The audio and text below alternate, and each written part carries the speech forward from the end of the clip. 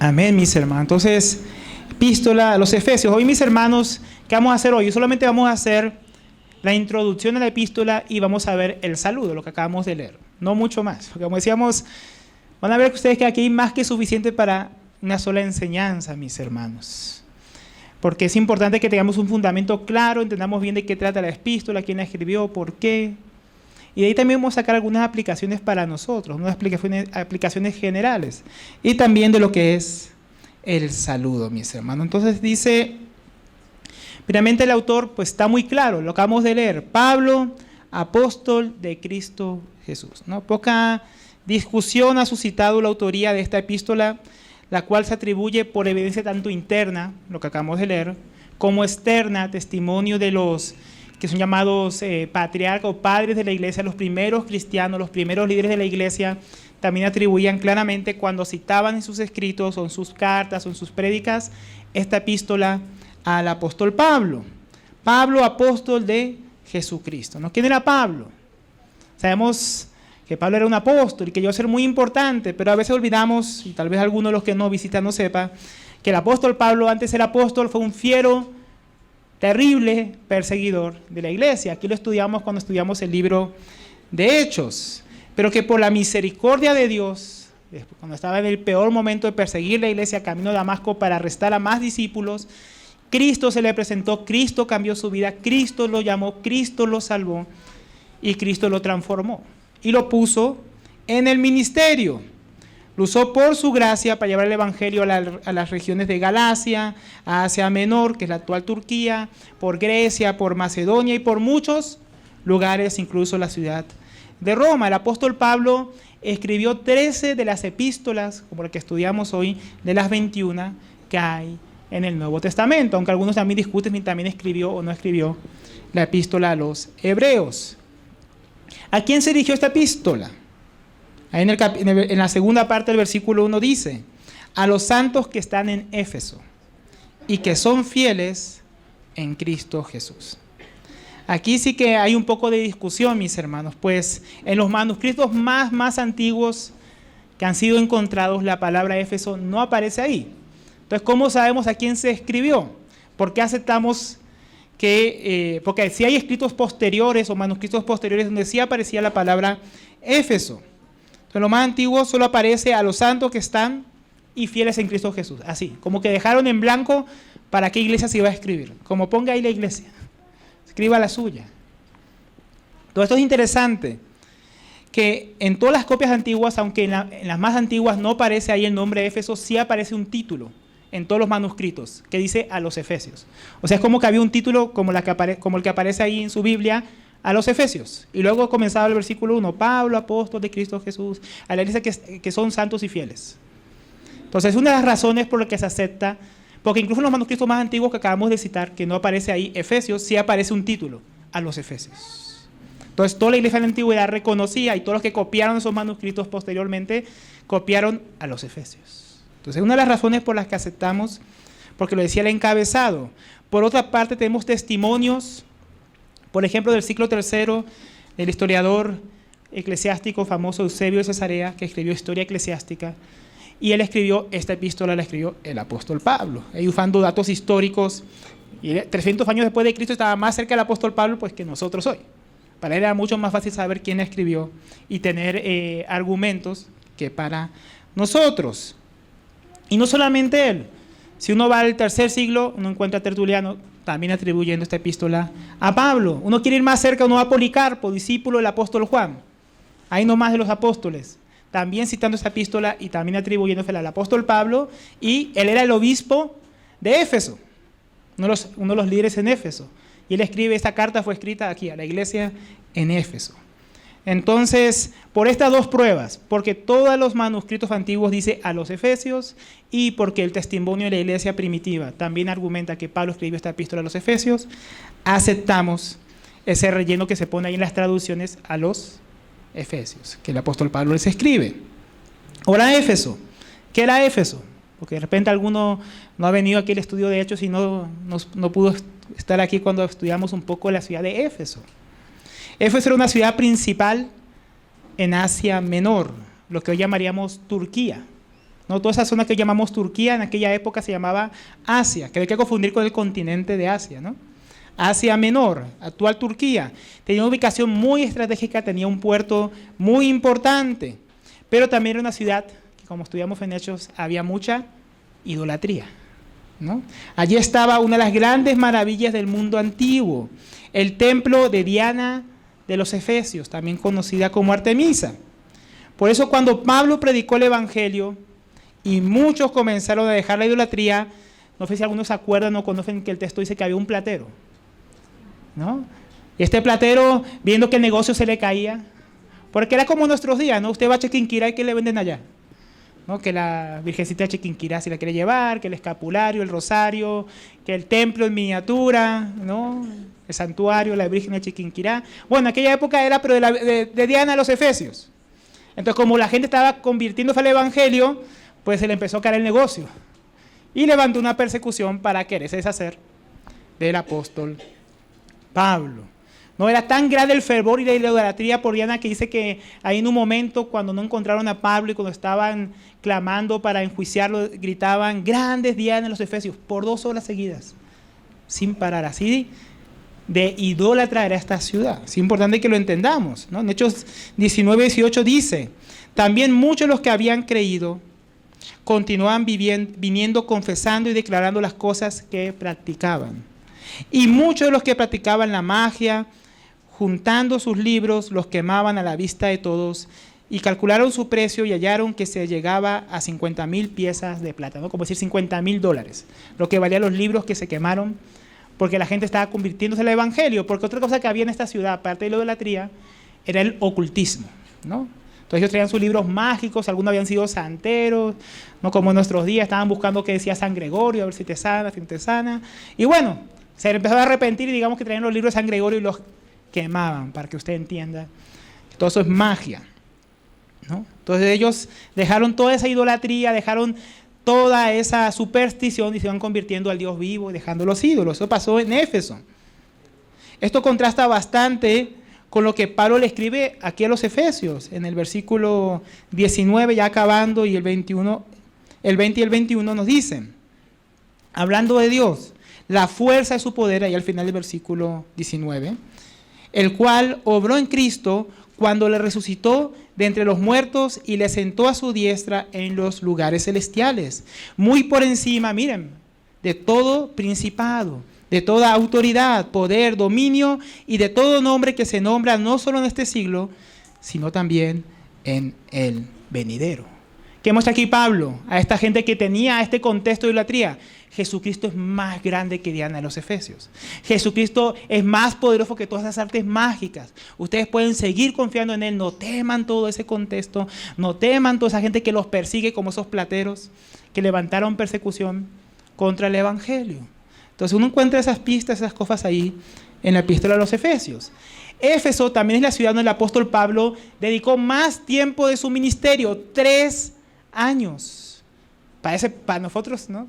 3 años lo que yo llevo aquí en Ciudad Bolívar. Uno diría, ay, no, pero el hermano está recién llegado. Pero para el apóstol Pablo, que se pasaba viajando de iglesia en iglesia, fundando iglesias, era mucho tiempo. Había lugares donde él estaba apenas semanas, meses. Ahí estuvo 3 años invirtiendo en su ministerio y le fue bastante bien. Hechos 19:8 nos dice que cómo comenzó el ministerio de Pablo.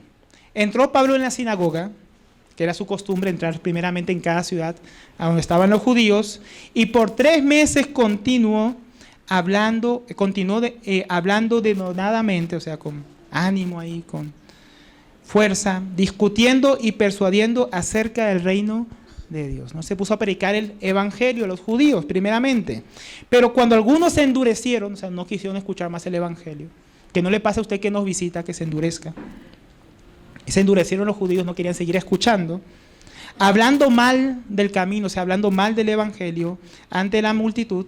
Entonces Pablo se apartó de ellos, dijo, ¿no quieren escuchar de Jesús? Pablo se apartó de ellos, llevándose a los discípulos, o sea, a los que sí habían creído. Pablo se los llevó aparte y discutía diariamente en la escuela de Tirano, una escuela que al parecer era de filosofía y que se la prestaba el apóstol Pablo para él enseñar ahí todos los días. como nuestro hermano Diego, cuando estuvo compartiendo aquí en Hechos sobre ese pasaje, él nos decía que había un escrito antiguo que algunos anexaron a las copias de esta epístola, de Hechos de los Apóstoles, que eso era más o menos desde las 11 del mediodía hasta las 4 de la tarde, todos los días, por 3 años.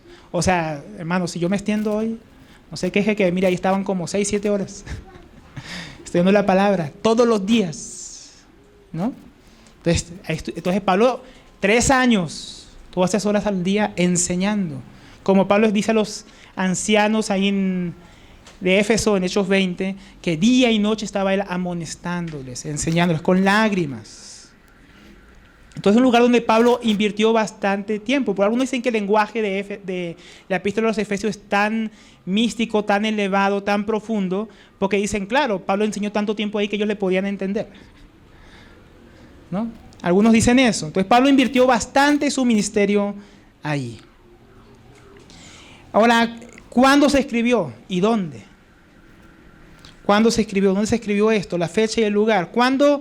La fecha comúnmente aceptada, ya vamos a ver por qué, es que esta epístola fue escrita entre el año 60 al 62 después de Cristo. Ya habían sido escritas otras epístolas anteriormente, como la epístola a los Gálatas, que se dice que fue la primera epístola que el apóstol Pablo escribió, primera y segunda a los Corintios, primera y segunda a los Tesalonicenses y la epístola a los Romanos. O sea, había algunas que aún no se habían escrito, ¿no? Las epístolas pastorales aún no habían sido escritas. Ahora, ¿dónde estaba Pablo cuando escribió esto? ¿Cómo sabemos que fue en estas fechas que lo escribió? Pablo estaba en una cárcel, estaba encarcelado. Pablo se encontraba como prisionero en Roma, encadenado a un soldado romano 24/7. ¿Dónde encontramos eso?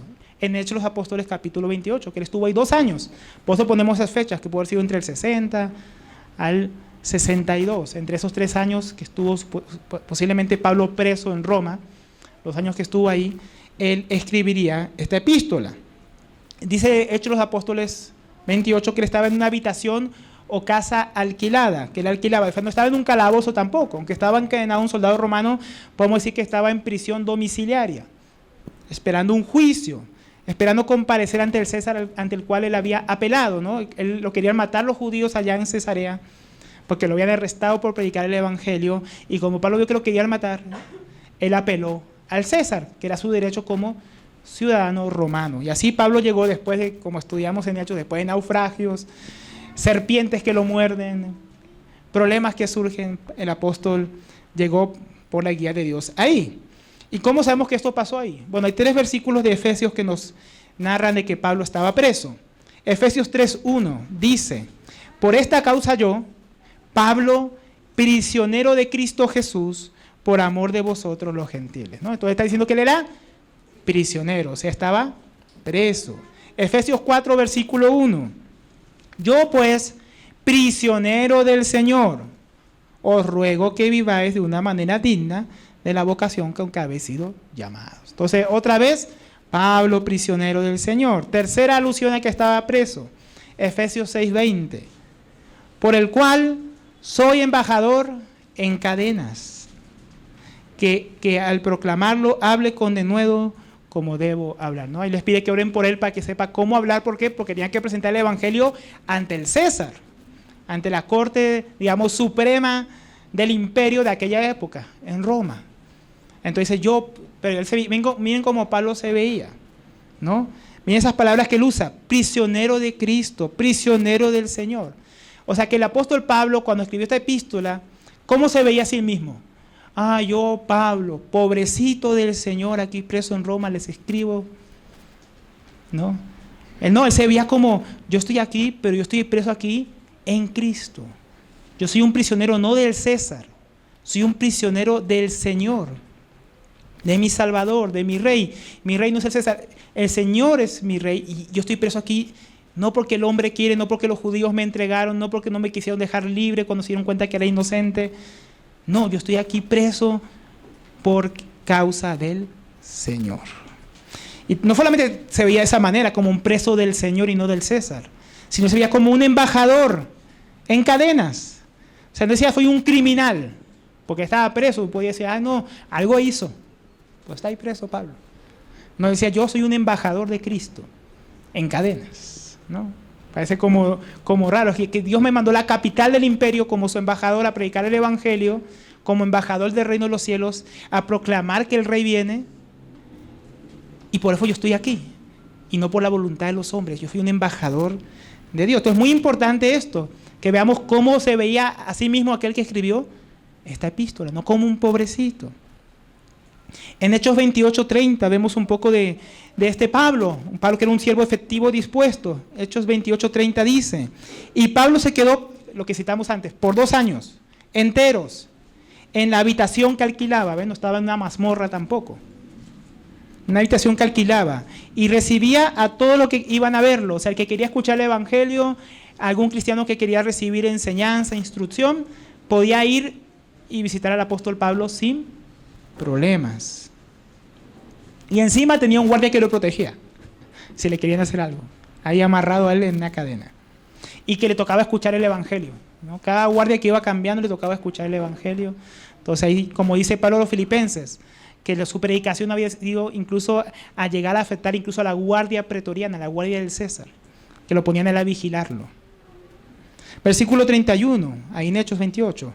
¿Y qué hacía Pablo ese tiempo? ¿No? Porque uno decía, ¿qué voy a hacer yo mientras estoy preso? Pues dormir todo el día, revisar las leyes, a ver cómo me libro de esto. ¿Qué haría usted? Hablar con mi abogado.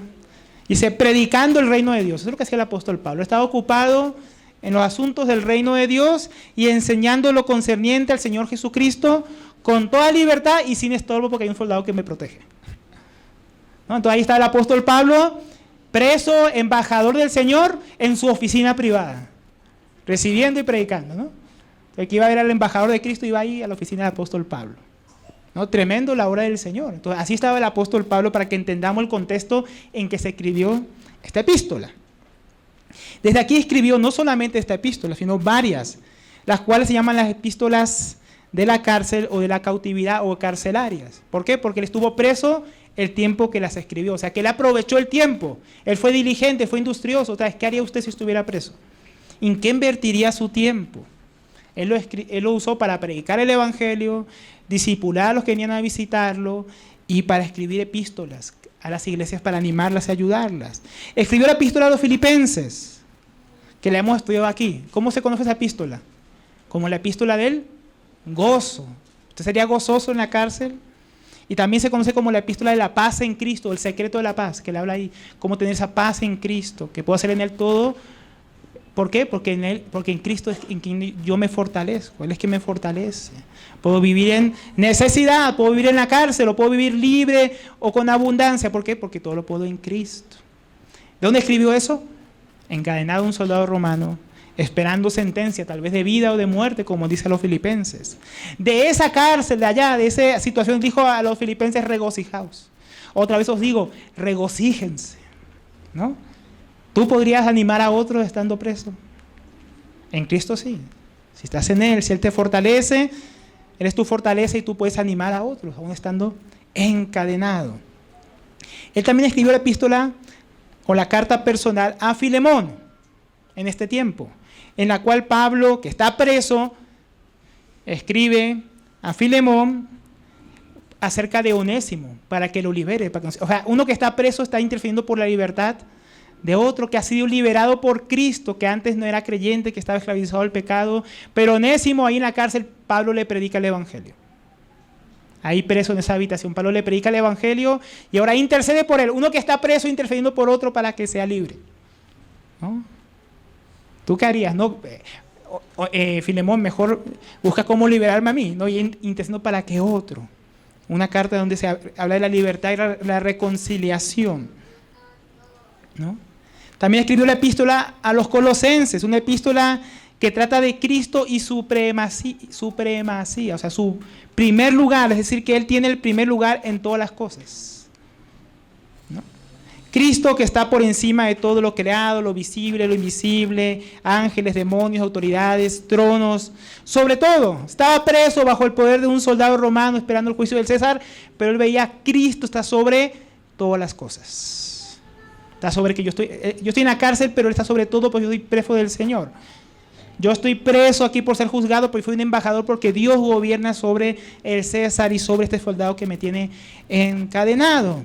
Entonces Él veía de esa manera las cosas. Él veía a Cristo sobre toda autoridad, sobre todo, sobre nosotros, por encima de la ley, por encima de las filosofías y huecas sutilezas de los hombres, por encima del pecado, por encima de toda circunstancia. Cristo, por quien todo fue hecho y para quien todo fue hecho y en quien todo fue hecho y sin Él nada llegó a ser, ¿no? Capítulo 1, versículo 15. Miren cómo Pablo, estando preso, podía ver a Cristo de esta manera tan exaltada. Él es mi gozo, Él es mi libertad, Él es el Señor sobre todo, Él tiene el primer lugar. Y aquí también escribió entonces la epístola a los Efesios. Nuestro hermano Warren Wiersbe dice que es la epístola, así la llama él, de las riquezas de Cristo, porque habla que hemos sido enriquecidos en Cristo, que nos bendice según sus riquezas espirituales en Cristo Jesús. Una epístola nos habla bastante de esas riquezas, lo que Cristo ha obtenido para nosotros, su pueblo, que le conocemos ahora. Otros dicen que no, que el título debe ser La Iglesia Gloriosa, porque habla bastante también de la iglesia. Esta vez la epístola que más habla acerca de la iglesia. En los primeros versículos habla como 9 veces. En los primeros capítulos de Efesios, 9 veces se habla o se cita la iglesia. Usted dice, hermano, 9 veces, ¿qué es eso de 9 veces? Eso es muy poco. Bueno, en todos los evangelios, ¿sabe cuántas veces se cita la iglesia o se menciona iglesia? Solo 2. En todos los evangelios.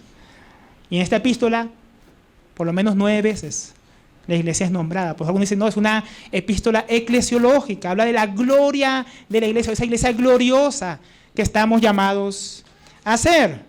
Otro dice, no, esto trata no solo de la iglesia, sino de Cristo y la iglesia, lo que Cristo ha hecho por su iglesia. Creo que el hermano Watchman Nee, hablando también de varios capítulos de Efesios, él dice que, o él puso un nombre a un libro que se llama Estad sentados, ¿no? Andad y estad firmes, algo así, con esas 3 palabras.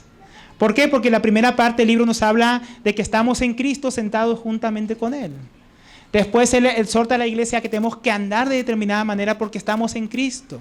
Y por último, instando a estar firmes con la armadura de Dios. Pero algunos dicen que la epístola trata de esos asuntos. Ahora, viendo todo esto, mis hermanos, ¿de qué hubiera escrito usted o yo en lugar del apóstol Pablo? Miren todo lo que escribió él. Cosas gloriosas, gozo, paz, libertad, gloria, ¿no? Supremacía de Cristo. Hubiéramos hablado como él del gozo, nos hubiéramos gozado, nos hubiéramos sentido libres en Cristo. El otro día aquí hablamos, también hablando de hechos, que la libertad, mis hermanos, ¿dónde comienza? En el interior. Nosotros no esperamos la libertad del gobierno civil, la esperamos de quien ya nos la dio, de Cristo. Aún las circunstancias sean adversas. Así lo veía Pablo, ¿no?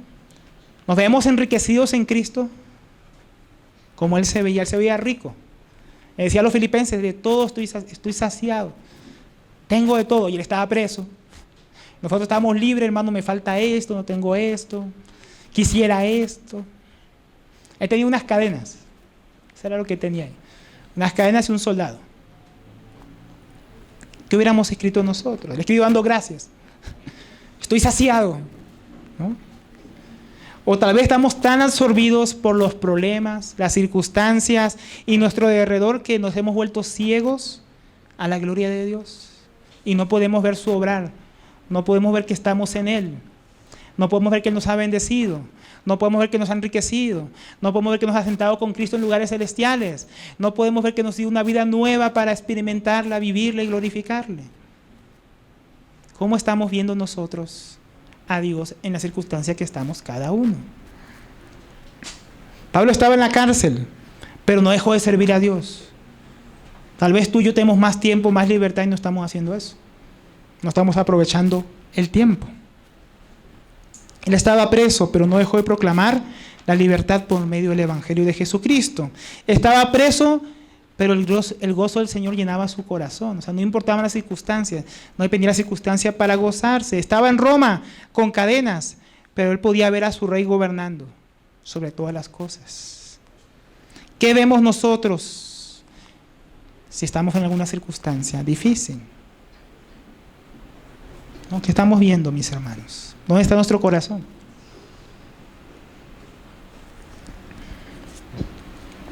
Ahora, ¿cuál fue el propósito o razón o ocasión por la que se escribió esta carta? ¿Para qué? Normalmente, mis hermanos, si nosotros vemos las epístolas de Pablo, eran escritas por alguna razón específica. O sea, no es que estaba aburrido porque estaba en la cárcel y quiero escribir a mi amigo allá, ¿no? Onésimo, a Filemón sobre Onésimo. No, siempre había una razón, mis hermanos. Eran escritas por alguna razón específica. Casi siempre problemas, situaciones que ocurrían particulares de la iglesia en que se requerían tal vez el consejo, la asistencia o reprensión o instrucción del apóstol Pablo. Porque siempre surgen problemas, mis hermanos. La iglesia del Nuevo Testamento también tenían situaciones. Por ejemplo, la epístola a los Gálatas.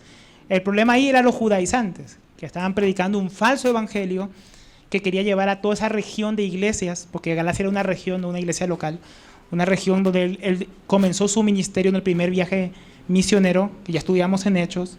Ahí fundó varias iglesias, Listra, Derbe, Iconio, Antioquía de Siria, entre otras. Y cuando él se fue, llegaron los judaizantes a querer decirles, no es suficiente con la gracia de Cristo. Su cruz no alcanza, toca guardar la ley. Si no guardan la ley, no pueden ser salvos. Entonces, el apóstol Pablo, cuando se entera, les escribe, ¿cómo tan rápido se alejaron de aquel que los llamó? Por su gracia. Y pusieron a escuchar otro evangelio diferente, pero no que haya otro evangelio, sino que algunos estaban ahí queriendo perturbarles, predicando un falso evangelio, el cual Pablo llama anatema. Entonces, por eso escribió esa epístola, para corregir este desvío. Los corintios, ahí sí hay mucho, ¿no? Divisiones, pecado, inmadurez, desorden en la reunión de la iglesia, hasta para la fe en el Señor, ¿no? Entonces Pablo tiene que escribir porque había muchas situaciones, las 2 epístolas. Primera y segunda a los tesalonicenses. ¿Qué problemas trata Pablo ahí? Había persecución, había desánimo por los que habían muerto, tal vez por la persecución o por la vejez o la enfermedad. ¿Y qué más? Problemas escatológicos, ¿no? Que Cristo ya vino, ¿no? Que puede venir en cualquier momento, que quién sabe si vendrá. Entonces el apóstol Pablo escribe a los tesalonicenses, no, él no vendrá sin que primero pase esto, pase lo otro, así que no se preocupen. Hay unas señales antes de la venida de Cristo. Hay una esperanza porque Cristo viene y los muertos resucitarán y seremos tomados juntamente con ellos y estaremos por siempre con el Señor. Entonces había otro problema específico. Bueno, ¿y qué pasa en la epístola a los Efesios? No se escribió por causa de algún problema. Aquí no. Aquí no hay reprensiones. No, aquí no es que ustedes pasó esto allá o pasó esto otro ahí. Aquí no hay alusiones específicas de parte del apóstol Pablo. No encontramos en la epístola problemas específicos, ni tampoco referencia directa a asuntos particulares de la iglesia en Éfeso. Y eso a muchos les llama la atención, parece como raro. ¿Cómo el apóstol Pablo, que estuvo 3 años ahí, no habla nada acerca de, ni un saludo a alguno que conoció por ahí? Porque usted ve en varias epístolas que hasta por lo menos hay un saludo. Él nunca estuvo en Roma. Y usted ve el capítulo 16, ¿cuántos saludos manda el apóstol Pablo? A tal que está allá, a tal que está ahí, al otro que se está sirviendo allá. Él estuvo muy poco tiempo en Filipos. Y usted lee al final saludos a este, saludos al otro, que Bodia y Sinti que se comporten y ahí se den un solo sentir. Pero aquí nada, no menciona a nadie que esté en Éfeso, de los cuales tuvo que haber conocido mucho más, porque en Filipos estuvo meses y ahí estuvo años. Y muy raro. Por eso se dice que el enfoque de esta epístola es no específico en Éfeso, sino general y no particular. Su énfasis es más, o se subraya más, la importancia de la iglesia universal en el plan divino y después también de manera local y particular. Pero sobre todo, universal. Se habla bastante de lo que es la iglesia universal. No como Cristo como la cabeza de la iglesia. ¿De cuál iglesia? De toda la iglesia. ¿No? La iglesia de Cristo es fundamentada sobre el fundamento de los apóstoles y profetas. ¿Cuál? Toda su iglesia. ¿No? Cristo dando apóstoles, profetas, maestros, evangelistas y pastores. ¿A cuál? A toda su iglesia. Entonces es bastante general, bastante hacia la iglesia universal, antes de llegar ya en capítulo 4, 5 y 6 a las aplicaciones ya más locales.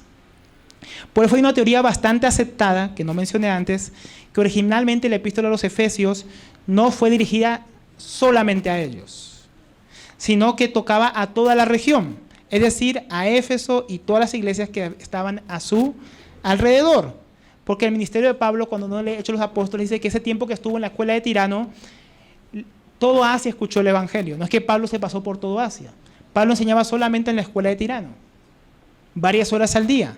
Y la gente de Asia Menor, las iglesias, los pueblos de alrededor, las ciudades de alrededor, como era una ciudad muy grande y venían allá a comprar, a comerciar, terminaban escuchando el evangelio.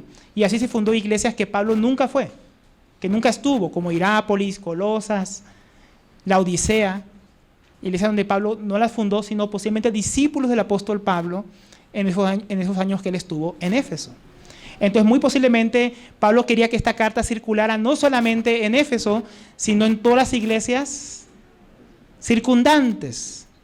Como decir que se mandara a Bogotá, pero también quiere que se lea en Chía, también en Suacha, y entonces no quiere ser tan específico porque quiere que pueda ser aplicada no solo a la iglesia principal a la que es enviada, sino a las iglesias que están de alrededor.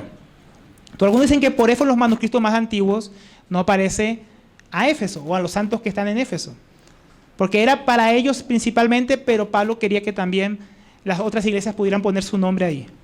La Odisea, ¿no? Colosas, Hirápolis y cualquier otra que estuviera alrededor. Ahora, no sabemos esto a ciencia cierta, fue una teoría. Entonces, una carta que algunos por eso llaman una carta circular, como que fue escrita para que la leyeran en varias iglesias y por eso no había problemas o asuntos específicos. Ahora, ¿cuál es la estructura de esta epístola? ¿Cómo vamos a estudiarla? ¿Cómo se puede estudiar? La manera normal de dividirla es en dos partes, ¿no? Dos grandes bloques que van del capítulo 1 al capítulo 3 y del capítulo 4 al 6.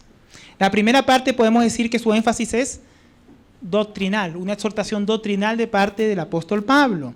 Y la segunda parte, su énfasis es la práctica de la verdad revelada por Dios, la vida del creyente, la doctrina vivida, hecha vida. Entonces, la primera parte podríamos decir que trata de lo que Dios hizo. Aquí en esta primera parte abundan los verbos en modo indicativo. ¿Y eso qué, hermano Alberto? ¿Eso para qué sirve? Es un detalle no menor, mis hermanos, porque los verbos en modo indicativo hablan de acciones reales y que marcan claramente la idea de lo que el autor quiere expresar, especialmente en las epístolas. Alberto corrió, sáquele corrió. ¿Qué queda? Alberto, ¿eso te da información de qué hice yo? No, por eso los verbos son muy importantes, especialmente en el género epistolar, de las epístolas. Los verbos nos muestran, especialmente los indicativos e imperativos, cuál es la idea que tiene el autor, o sea, de qué está hablando, qué es lo que él quiere decir, de qué se trata la epístola, cuál es la idea que había en su mente y la cual quiere desarrollar. Por eso es muy importante los verbos. Y aquí abundan estos verbos que nos muestran qué quería expresar el apóstol Pablo en estas epístolas. Ahora, lo interesante es que la mayoría de los verbos, aunque hay algunos en tiempo presente, la mayoría están en tiempo pasado, referente a lo que Dios hizo por nosotros. Por ejemplo, algunos versos, versículo 3, nos ha bendecido, tiempo pasado. Versículo 4, nos escogió, ¿no? En el pasado nos escogió. Nos predestinó, pasado. Ha hecho abundar, en el pasado. Nos dio a conocer, verbo pasado. Entonces, vemos bastante estos verbos indicativos en tiempo pasado, aunque algunos presentes, importantes. Todo eso que acabo de decir en el capítulo 1. Pero si vemos, por ejemplo, el capítulo 2, Él os dio vida, ¿no? ¿Qué hizo en el pasado Dios? Nos dio vida en Cristo Jesús. Nos sentó en lugares celestiales.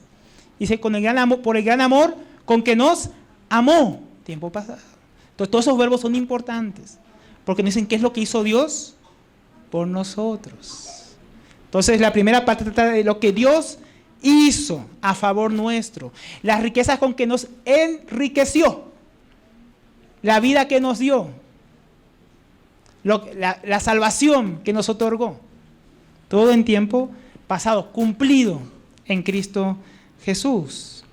Todos estos verbos, mis hermanos, en la primera parte de la epístola hablan de eso. Entonces, la primera parte de la epístola podríamos incluso llamarla lo que Dios hizo. Eso es lo que vamos a estudiar ahí, lo que Dios ya hizo a favor de su pueblo. También se habla de cómo Dios nos ha bendecido y enriquecido en el capítulo 3. Bendito sea el Dios y Padre de nuestro Señor Jesucristo, que nos ha bendecido con toda bendición espiritual en lugares celestiales. En Él tenemos redención mediante su sangre, versículo 7. El perdón de nuestros pecados según las riquezas de su gracia. Entonces vemos esa bendición y ese enriquecimiento que tenemos en Dios. Y esa palabra riqueza es importante, aparece 5 veces en la epístola. Por eso digamos que Warren Wiersbe dice que esta es la epístola de las riquezas en Cristo. Cómo Él nos ha enriquecido, las riquezas de su gracia, las riquezas de su misericordia, la riqueza de su salvación. Y eso es importante, mis hermanos, porque aquí nos va a hablar de cuál es nuestro patrimonio como cristianos. ¿Qué tenemos? Gracia. ¿Qué tenemos? Salvación. ¿Qué tenemos? Adopción, reconciliación, llamado, perdón, vida. Y a veces nosotros no sabemos lo que tenemos. El apóstol Pablo va a decir que él ora para que pudiéramos comprender lo que nos ha sido concedido en Cristo. Porque a veces el cristiano vive como un pordiosero que no sabe lo que tiene, vive como pobre y miserable, siendo rico en Cristo. El apóstol Pablo oraba que puedan conocer, que podamos entender. Otro asunto que se habla bastante, 15 veces se menciona en la epístola, en Cristo. Si usted lo lee en la Reina Valera, solo lo va a encontrar 8 veces. La Biblia de las Américas lo traduce de su original 15 veces en la epístola. Otros dicen que 18 veces. Según tomes una palabra que puede ser sinónimo. Entonces, esta epístola habla bastante, especialmente en los primeros capítulos, de nuestra posición en Cristo Jesús, en lugares celestiales, en Cristo, en el amado, escogidos en Él, salvados en Él, perdonados en Él, amados en Él, reconciliados en Él. Todo en Él, mis hermanos, nada fuera de Cristo. Entonces, un énfasis bastante importante, son muchas veces. Solo el versículo 1 que ya leímos lo dice en la segunda parte. A los santos que están en Éfeso y que son fieles en Cristo Jesús. La fidelidad también es en Cristo Jesús. Ahora, la segunda parte de la epístola nos habla de lo que nosotros debemos hacer. Muchos llaman esta segunda parte la teología práctica de Efesios, porque trata de cómo el cristiano debe vivir su nueva vida en Cristo, tanto como iglesia en unidad, porque se habla de la unidad de la iglesia, como el servicio en la iglesia, la familia, ¿no? Esposas están sujetos a sus maridos. Maridos, amad a vuestras esposas como Cristo amó la iglesia. Hijos, obedeced a vuestros padres. Siervos, obedeced a vuestros amos, ¿no? Bastantes mandamientos. Entonces, trata de cómo el cristiano tiene que vivir su nueva vida en Cristo, ¿no? Pero también se presenta, como dice nuestro hermano William Hendrickson, al diablo como un opositor, contra sus dados hay que usar el escudo de la fe. Nos presenta la carne y la antigua manera de vivir como un obstáculo para experimentar la nueva, y el pecado y las obras de las tinieblas como un adversario. Y de todo eso nos habla el apóstol Pablo, cómo vencer la oposición para vivir la vida que Cristo quiere y nos ha concedido en Él. Entonces vamos a ver la vida que tenemos que vivir y cómo hay adversarios, y cómo vencerlo, y cómo hay una armadura, la armadura de Dios, para nuestras vidas. Ahora, la mayoría de los verbos aquí no son indicativos, son imperativos. ¿Qué le fue a eso a usted? Lo que usted tiene que hacer, lo que yo tengo que hacer. O sea, órdenes de parte de Dios. Andad, sed llenos, airaos, pero no pequéis. No salga de vuestra boca ninguna palabra mala. Sed más bien amables, etc. Todos esos verbos son imperativos, ¿no? Sujetaos, imperativo. Vestir la armadura de Dios, imperativo, ¿no? Todos esos son imperativos. Entonces el énfasis es lo práctico, lo que nosotros tenemos que hacer en Cristo. Dado que Dios primeramente nos ha capacitado, ha hecho algo por nosotros, ahora podemos hacer algo en Él, porque Él ha obrado en nosotros. O sea, la primera parte es muy importante, porque si no estuviéramos en Cristo, si no nos hubiera dado vida cuando estábamos muertos en delitos y pecados, si no nos hubiera llamado, no nos hubiera amado, no nos hubiera enriquecido, nada podríamos hacer, mis hermanos, nada. Pues es importante la primera parte, para que podamos hacer lo segundo. O sea, en base a lo primero, ahora pueden vivir la vida cristiana, la nueva vida en Cristo. Él nos bendijo en Cristo, Él nos salvó en Cristo, Él nos enriqueció en Cristo, nos llamó en Cristo. Por ende, ahora andad así, vivid así, sed llenos del Espíritu, haced esto, no hagan esto. Podemos hacerlo, no en nuestras fuerzas, sino en Él. Para Pablo es importante que ellos conozcan lo que Dios ha hecho por ellos. Efesios 1:16 dice, no ceso de dar gracias por vosotros, haciendo mención de vosotros en mis oraciones. ¿Qué es lo que hablaba el apóstol Pablo ahí en la cárcel? Preso. Pidiendo que el Dios de nuestro Señor Jesucristo, el Padre de gloria, os dé espíritu de sabiduría y de revelación en un mejor conocimiento de Él. O sea, conozcan lo que ha hecho Él por ustedes. Conozcan quién es el que los ama, el que los salva, el que los escoge, el que les dio un destino de buenas obras en Él. Mi oración es que los ojos de vuestro corazón sean iluminados, para que sepáis cuál es la esperanza de su llamamiento, cuáles fueron las riquezas de la gloria de la herencia en los santos, ¿no? Eso quería el apóstol Pablo en esos primeros versos, para que entonces podamos decir, ay, soy rico en Cristo, puedo vivir, no soy pobre, es que yo no puedo, hermano, pero en Cristo soy rico, yo puedo vivir la vida cristiana, he sido capacitado para hacerlo. Entonces, mis hermanos, esto es muy importante. ¿Qué nos muestra esas dos partes?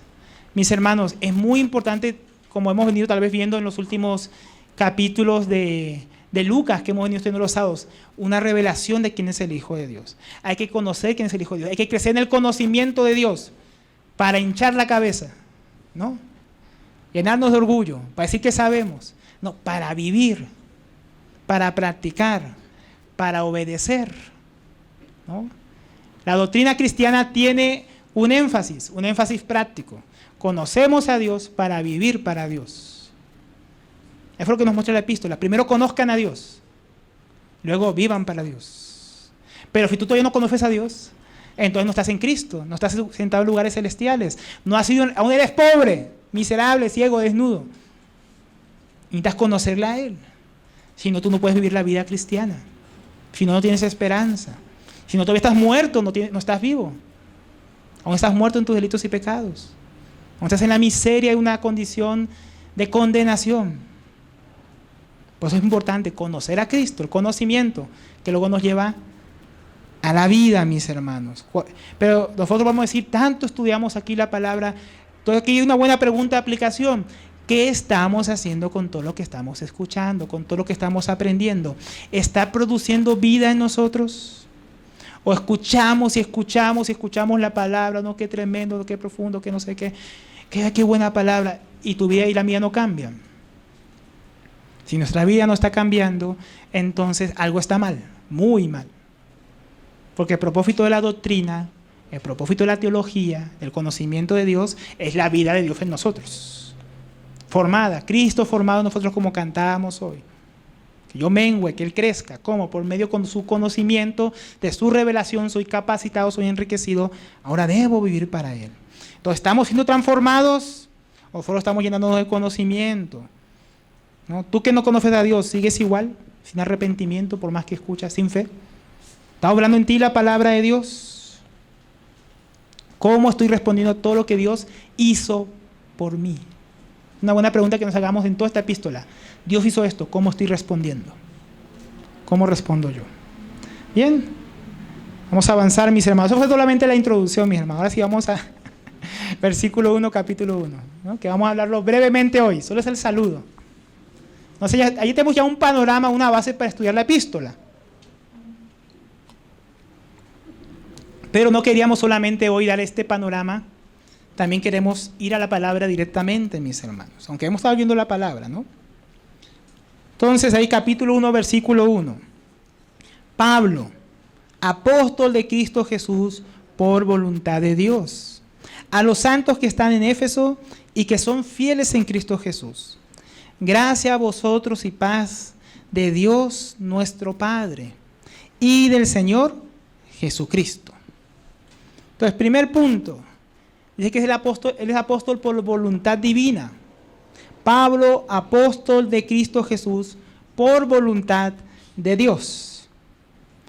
Solo aquí ya podríamos haber hecho la prédica de hoy. Entonces, Pablo dice que es apóstol. ¿Qué es un apóstol? Vamos a repasar rápidamente. La palabra griega apostelo, enviado, ¿no? Como código postal, ¿no? Postal, enviar. Entonces, apostelo, enviado. En este caso, pues no es cualquier enviado, es un enviado de Jesucristo. No es el enviado de las pizzas o de cualquier otra cosa, porque la palabra en griego es la misma palabra. Si tú quisieras decir el que lleva las pizzas, lo dirías en griego el apostelo de las pizzas. Pero aquí es el apostoleo de Cristo Jesús. Es un enviado, por eso decía, embajador en cadenas. O sea, si yo soy embajador enviado por Jesucristo. Es lo que está, que no sé aquí esta palabra apóstol. Él es apóstol. ¿Por qué? Porque él quiso, ¿no? Él quiso ser apóstol, un día se despertó. Quiero dejar de perseguir la iglesia y dedicarme a otra cosa. Ya me cansé de esto, ahora quiero ser apóstol. O porque tal vez él se lo merecía, ¿no? Es que él era tremendo fariseo, circuncidado el 8º día, irrepresible en cuanto a la ley, hebreo de hebreos, de la tribu de Benjamín, donde fue el primer rey de Israel, ¿no? Todo nos dice la epístola a los filipenses en el capítulo 3. Y esto será que fue el mérito del apóstol Pablo, es que qué carrera tan brillante, entonces vamos a ascenderlo a apóstol. O sería por sus obras, tal vez. Tal vez el apóstol Pablo no, o sea, ¿quién le gana en obras? Ese tiene que ser apóstol. O por voluntad humana, es que alguien le dio el nombramiento al apóstol Pablo un día en una iglesia y dijeron, queremos, Pablo, reconocer tu servicio y te vamos a dar el título de apóstol, como en nuestros días. ¿Cómo sería? Porque dice que es por voluntad de Dios. En Gálatas 1:13 hay una pequeña biografía del apóstol Pablo, que si quiere puede leerla conmigo, porque vamos a estar ahí un momento. Gálatas 1, versículo 13.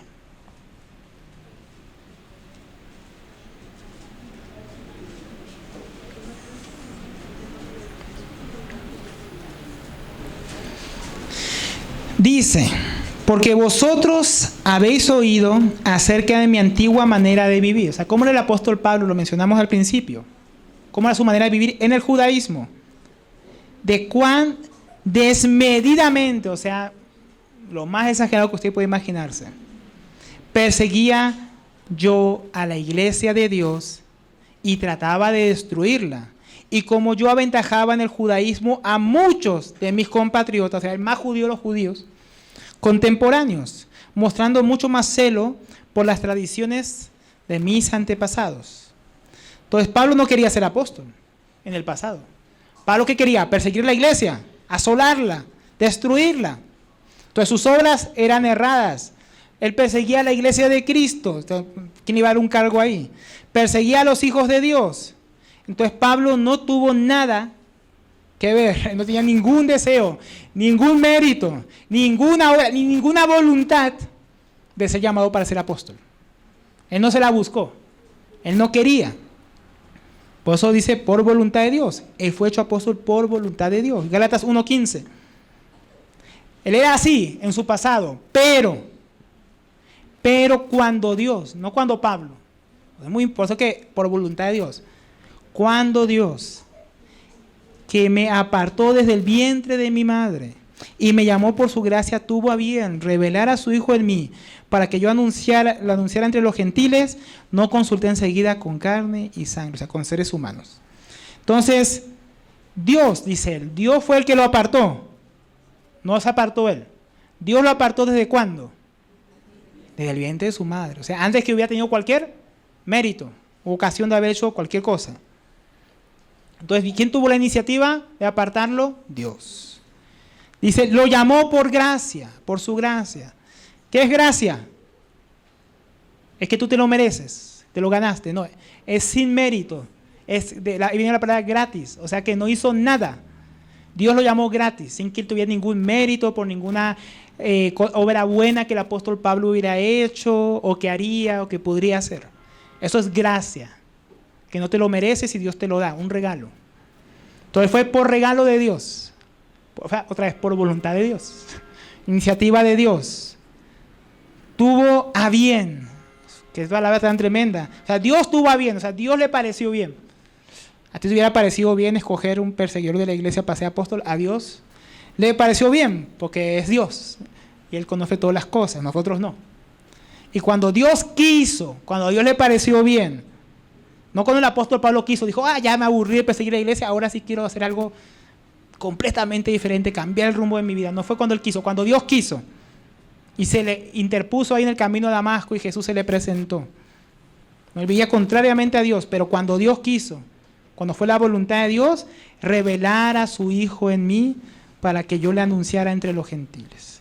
Entonces ahí le dio un propósito, hay un propósito de Dios. Dios se interpuso en su camino de destrucción cuando Él quiso para llamarlo para un propósito, que fuera predicar el evangelio a los gentiles. Y tú puedes preguntar, bueno, ¿qué tiene que ver eso con nosotros, conmigo, contigo? Que nosotros no somos apóstoles y tal vez Dios no llamó a quien ninguno a ser apóstol. Puede ser, pero lo que nos revela la Escritura es que Dios, aún desde el vientre de nuestra madre, mis hermanos, tiene un propósito para nuestras vidas. Y saben que lo más tremendo es que ese propósito no dependía de ti ni de mí. No fue porque nosotros no lo merecíamos, no fue porque nosotros hubiéramos hecho algo para Dios, sino todo lo contrario, igual que el apóstol Pablo, una vida entera de pecado. Pero Dios, desde de nuestra madre, a nuestros hijos, a nosotros, nos ha dado un propósito, un llamamiento santo, apartado. Para cada uno. Tal vez no sea de ser apóstol de todos, tal vez de algunos sí, aquí.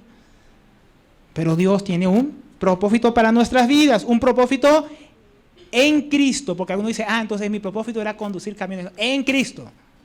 Es el propósito, en Cristo, no en ti, en tus planes, en tus metas, tus sueños, en Cristo.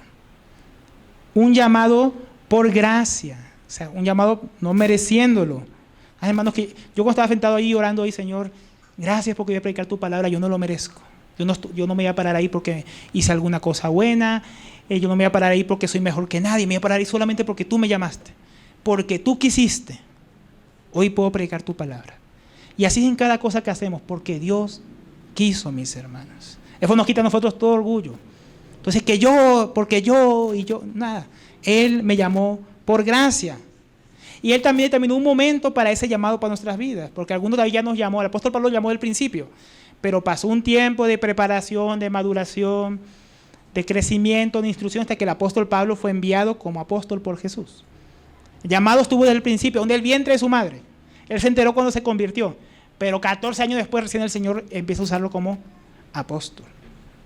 Entonces hay un tiempo que no es cuando tú y yo queremos, un tiempo que Dios ha preparado para cada uno de nosotros también para que le sirvamos en Cristo, en aquellas cosas que ya preparó aún desde el vientre de nuestra madre para nosotros.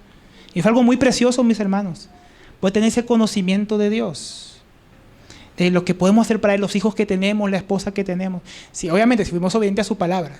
Porque todo esto que estoy diciendo hay que equilibrarlo. No podemos decir que aquí entonces todo está escrito y si yo estoy pecando y vivo en deshonra, es que también ese era el propósito para que Dios me llamó. No vamos a hacer ese tipo de predestinaciones, mi hermano, aquí. No es lo que enseña el apóstol Pablo. Esto no anula que tenemos que responder a su llamado. Ser fieles a su propósito y su voluntad. El apóstol Pablo dice que él miraba como él corría a los corintios. No golpeando el aire, no haciendo las cosas de cualquier manera, porque decía que él mismo, habiendo sido heraldo, podía ser descalificado. O sea, él no pensaba que porque Dios lo llamó y lo escogió y le dio un propósito, él podía hacer lo que quería y igual iba a alcanzar el propósito de Dios. El apóstol Pablo no pensaba así de la voluntad de Dios. Él decía, Dios me llamó, Dios me apartó, pero Él me tuvo por fiel para ponerme en el ministerio. O sea, fue probado también por Dios. No solamente llamado, sino también probado. O sea, Dios puede haberme llamado y yo fui infiel, puedo ser descalificado y sacado del llamado de Dios y del ministerio. Y fue también la voluntad de Dios, que aquellos que no, como dijo el apóstol Pablo a Timoteo, si alguno se limpia de estas cosas, puede ser un vaso de honra en su casa. Pero el que no se quiere limpiar, yo te llamé, pero tú no te quisiste limpiar. Era mi voluntad que tú me sirvieras, pero también es mi voluntad que el que está sucio no me sirva. Entonces, para afuera, a limpiarte primero. Entonces, esto hay que equilibrarlo, porque al final yo hago lo que sea y Dios me llama. No, mis hermanos, su llamado es por gracia, pero hay que ser fieles en Cristo, como ya vamos a ver. Entonces, la pregunta es, mis hermanos, para nosotros, ¿estamos andando en el propósito de la voluntad divina para nosotros? Aquello para que Dios nos ha llamado, o tal vez hemos dejado el llamado de Dios claro para nuestras vidas por otras cosas. Por un trabajo, un negocio, una carrera, o por un sueño tuyo y no de Dios. por metas humanas, por placeres, por codicia, por amar más este mundo que a Dios. ¿Estamos en el propósito divino con el cual Él nos ha creado? Vamos a ver más adelante en la epístola a los Efesios que en Cristo Jesús fuimos creados para buenas obras que Él preparó de antemano. ¿Estamos andando en las obras que Dios preparó para que andemos en ellas? Dios nos ha apartado, nos ha llamado por gracia para hacer su voluntad, en lo que sea que cada uno fue llamado para servirle, sea predicando, sea limpiando el salón. Si Dios, hermano, te pensó desde la fundación del mundo para que ayude a limpiar el salón, gloria a Dios, porque Dios lo pensó, hermano, y te consideró que aunque no lo merecías, te iba a permitir limpiar el salón. O sea, ni eso no lo merecemos, hermano. Pero si Dios nos llamó a hacer eso, si ese es nuestro trabajo en Cristo, gloria a Dios. Sea discipulando a otros o sea en la administración de la iglesia. Sea como esposo o esposa, pues también es un llamado de Dios. Sea los hijos que Dios decidió que íbamos a tener. Sea en la iglesia o sea en la nación. ¿Estamos viviendo de acuerdo a su voluntad? ¿O nos hemos desviado de su propósito y hemos menospreciado su santo llamado por gracia para nuestras vidas y lo hemos dejado de lado? Sigamos. Segunda parte del versículo 1. A los santos que están en Éfeso y que son fieles en Cristo Jesús. Entonces, primeramente dice a los santos. Los cristianos de la Biblia somos llamados los santos. Santos aquí habla de la posición en Cristo. En Cristo somos apartados, pues, santos. Entonces, somos santos, pero no porque seamos santos como los santos católicos, porque nos prendan una vela y nos pidan cosas. Somos santos porque, como decía el apóstol Pablo, fuimos llamados, fuimos apartados en Cristo Jesús. ¿Cómo? Por medio de la fe en el Evangelio, que vamos a ver en la epístola que es un don de Dios. Dios nos da la fe. ¿Cómo? Por medio de la predicación del Evangelio. Él nos da fe. Y cuando creemos y nos arrepentimos, Él nos aparta en Cristo Jesús. Es así como Dios salva.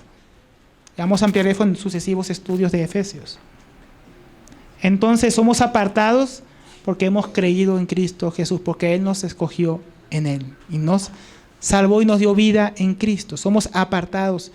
Hemos sido puestos en Cristo Jesús, sacado del reino de las tinieblas, a su luz admirable del pecado, a la santidad, de la muerte a la vida, de la pobreza y miseria a la riqueza en Cristo, de ser bastardos a ser hijos amados en Cristo. Todo eso en Él. Ahora en Cristo somos apartados. Segunda cosa que dice, somos fieles en Cristo. Y fieles en Cristo. Entonces fueran los Efesios, fuéramos nosotros que podemos poner nuestra iglesia ahí y a nosotros mismos, somos apartados por Él y somos fieles solamente en Cristo. Entonces nosotros vamos a ser fieles a su llamado, a su voluntad, a su propósito, a la vida que nos dio, a la riqueza con que nos enriqueció, a las bendiciones con que nos bendijo, solamente en Cristo. ¿Usted quiere ser fiel a Dios? Como Jesús dijo, permaneced en mí y mi palabra en vosotros y llevaréis mucho fruto. No permanezca en Cristo y usted va a ser, y yo también voy a ser infiel, traicionero, un Judas, que no permaneció en la palabra de Dios. El saludo, gracia y paz. ¿De dónde viene la gracia y la paz? Miren lo que dice, que vienen, la gracia y la paz vienen de nuestro Padre. Son muy importantes. La gracia y la paz, mis hermanos, para nosotros vienen porque tenemos un Padre celestial. El Padre de nuestro Señor Jesucristo, que nos dio vida en su Hijo Jesucristo. Si tú necesitas gracia, o sea, el favor inmerecido de Dios, y quieres la paz con Dios, la reconciliación, solamente te la puede dar el Padre. Y solamente te la puede dar en Cristo Jesús. No hay otro lugar. Gracia a vosotros y paz de nuestro Dios y Padre. Nuestro Padre. Pero no solamente es del Padre, porque es por medio de Jesucristo y del Señor Jesucristo.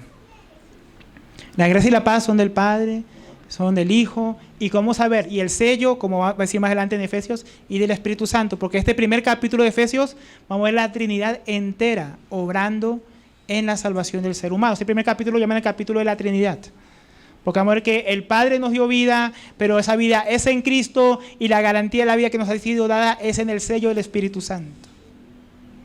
Vamos a verlo en esta epístola. Entonces, mis hermanos, tarea. Escriba y tarea. Tarea. ¿Cuál es la tarea, mis hermanos? Vamos a estudiar una epístola. ¿Qué significa eso? Si hoy estudiamos el versículo 1 y el 2, ¿qué sigue? 3, el 4, el 5 y así hasta que acabemos la epístola. ¿Qué tenemos que hacer? ¿Qué debería usted hacer con su hijo, con su hija en la casa? Leer.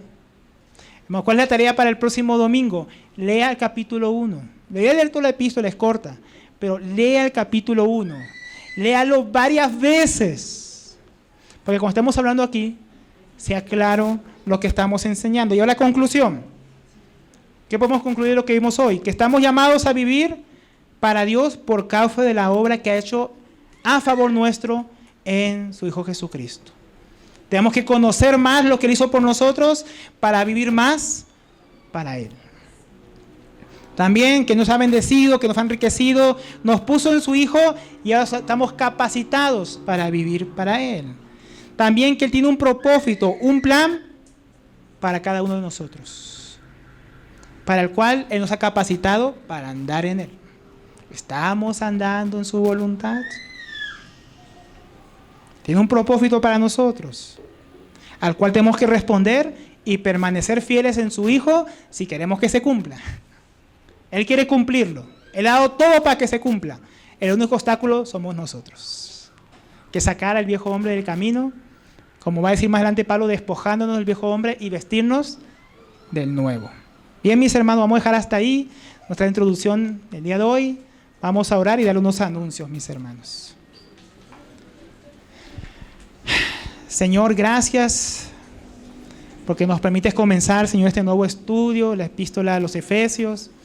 Gracias, Señor, porque tú nos quieres hacer conscientes de la bendición, la vida, la riqueza, el poder que nos ha sido dado en el amado, en tu Hijo Jesucristo. Gracias, Padre, porque en Él tú nos das gracia y nos das paz.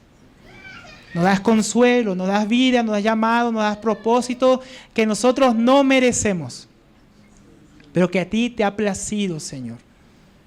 Por tu amor, no por el nuestro, por tu amor, danos en Cristo Jesús. Te damos gracias. Ayúdanos, Señor, a estar leyendo, a estar estudiando, a estar meditando tu palabra. Habla a nuestro corazón, habla a nuestra vida. Obra en nosotros, Señor, que te podamos conocer más y vivir más para tu gloria, para la alabanza de tu gracia y de tu Hijo Jesucristo. En el nombre de Jesús.